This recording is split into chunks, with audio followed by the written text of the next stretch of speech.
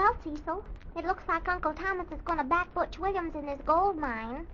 And as soon as he gets the money, he's going to leave, huh? Yes, leave that horrid old widow to pounce on Uncle Thomas. He's going back into Mexico, isn't he? Way back in where they don't have railroads? Yes, with just a few donkeys. Golly, I wish he'd take me with him. Just himself and... What'd you say, Cecil? I said, gee, it must be great to get way off in the woods where you have to make your own trail and sleep on the ground. Oh, Cecil, you wouldn't want to do that. Of course I would. I wonder if he'd take me if I asked him. They have spiders and ants and mosquitoes down there. Oh, what are they? They're little bugs. I mean, what's that? It's nothing. A person couldn't let that stop him. Suppose Columbus had turned his ship back just 'cause the mosquitoes were thick. What would his sailors have done? They would have thanked him. Ha! They'd have thrown him off into the water. If I'd lived in those days, I would be just the kind of a person that would discover things, too. But, Cecil, Mexico has been discovered. Oh, never mind. You don't understand. Cecil. What? Will you do something for me? No. Please. What? It's really nothing. Tell me what it is first. Don't go to Mexico. Why not? You wouldn't like it. I would, too. Oh, it's awful hot down there. Oh, that's nothing. And Butch Williams says there isn't any good water. I could stand hardships. And there are lots of dangerous animals. Great, I'd shoot 'em down and keep the skins. We have bandits down there. Fine, Butch and me could fight 'em 10-1, back to back. And I'd tell my grandchildren about it years later. You wouldn't have any clean clothes. I'd just wear pants. You'd have to wash your own clothes. No, I wouldn't. Yes, you would. Who'd do it? Well, maybe Butch would like to do that. I'd build the fires. And you'd have to do your own dishes. Well, that wouldn't take long. And you'd have to dig all day in the hot sun with a shovel. Well, why? We could start digging our gold mine in the shade of a tree. They don't have any trees. Well, we could just dig a few hours at a time. Mr. Williams says that he'd dig with a pick and shovel 10 hours a day. Did he say that? Yes, day after day. And sometimes he wouldn't stop to eat. When did he say that? When he was talking to Uncle Thomas, and he said that they have snakes down there that crawl in your blanket. Well, I'd sleep in a tree. Well, they don't have trees. Well, you think he'd really want me to dig in the dirt all day with a shovel and not even stop to rest? Oh, Cecil, he'd laugh at you if you stopped to rest. Oh, he will? Oh, he won't. Yes, he will, Cecil. I won't give him the chance. I've decided not to go. Oh, Cecil, then you're not going away? Sure. I should get fever and die for a little old gold. That's what I say, Cecil. And you wouldn't have a good time. There wouldn't be any movies, and there wouldn't be any ice cream or anything. Is your uncle home? Yes, he's upstairs, but I'll answer the door. Okay. Oh, I'm so glad you aren't going away, Cecil. Well, you see, there might not be any gold down there after all. Oh, well, I didn't expect you, Mrs. Mason. I want to see your uncle. I'll go into the living room and wait. Yes, come in. I mean, now that you're already in, won't you go into the living room? Cecil, it's Mrs. Mason, as you see. Oh, are you here again, young man? I do, Miss Mason.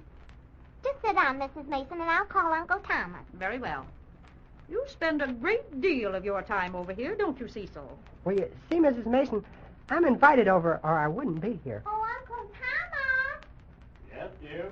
Mrs. Mason is here. Are you in? Coming down. I should think that you'd wear out your welcome. Yes, Mrs. Mason. It's a pretty nice day, don't you think? I have more interesting subjects for discussion than the weather. I guess you'll be glad when Mr. Williams goes, won't you, Mrs. Mason? Just what gives you the idea that I concern myself about that? Oh, will your uncle be right down, Sally? Yes, he said to tell you that he was in. He's coming down the stairs now. Well, it's nice weather today, isn't it, Mrs. Mason? Mrs. Mason knows better subjects to talk about, Sally. What? Oh, well, Mrs. Mason, I guess you'll feel better when Butch Williams goes away, won't you? I know the answer to that one, too, Sally. Well, how do you do, Mrs. Mason? Hello, Cecil. How do you do, Mr. Smith? Oh, Tommy, I just ran over to ask your advice. Oh, then we can hear it, too? Certainly, I have nothing to conceal. Well, let's all be seated. Now, what was it? Well, Tommy, do you know anything about birds? You mean sparrows and things, Mrs. Mason? You mean live ones? What kind of birds do you mean? Oh, I'm so distressed. Napoleon, that's my parrot. Well, it's gone crazy. Your Polly Parrot? What seems to be the trouble with it? I don't know.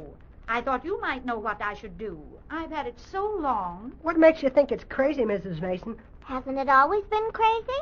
You see, Tommy, it says the strangest things. I can't understand it. It frightens me to be alone with it in the house. Does it know something you don't want it to know, Mrs. Mason? What does it say that frightens you? Well, it keeps yelling, "Old Lady Mason, Old Lady Mason." Then it will say such horrid things as Old Cluck and Old Biddy. I can't explain it. Cecil, would you like to come out in the kitchen with me and get a glass of water? No, wait, Sally. Mrs. Mason, did it say any other names? Well, this is rather strange. Could it be, referring to you when it says that? I don't know. And when I try to talk to it, it looks at me and says, "All rats." Isn't that cute? Parrots are kind of crazy, Mrs. Mason. That's why they're parrots. Oh, and Tommy, here's the part that frightens me. It said this: "Old Lady Mason is a gold digger, isn't she?" Now, what do you make of that? What else did it say? Cecil, Sally, where are you going? Why? No place. I just got up to stretch. What else did it say, Mrs. Mason? Well, then it will say, "Where is the old Biddy's other husband?" Now, that I can't make out at all. It's certainly strange. Does it say anything else? Oh, it just talks on and on. It really hurts me, the horrid things it says to me. Oh, I'm sure the Polly Parrot is just playing a joke. Oh, yes, I nearly forgot. It yells out at intervals, "Tell me something about the old hen or I'll pull your tail feathers out." Did you try to make it talk more? Does it repeat any names? No. It did say something about Butch. It said, "Why is she trying to get rid of Butch? Tell me or I'll turn you upside down." I see. And anything else? Nothing. It will twist its head around and scream, "Old Biddy, Old Cluck," and then say, "All rats." It's never done that before. And once it said something, it sounded something like, "For goodness sake." I'm not sure. Polly Parrots are the funniest things. Well, guess you'll have to shoot it, Mrs. Mason. Oh, Sally, have you seen this parrot of Mrs. Mason's? What, Uncle Thomas? I said, have you seen this parrot of Mrs. Mason's? You mean her Polly Parrot? Yes. No. Have you ever talked to it?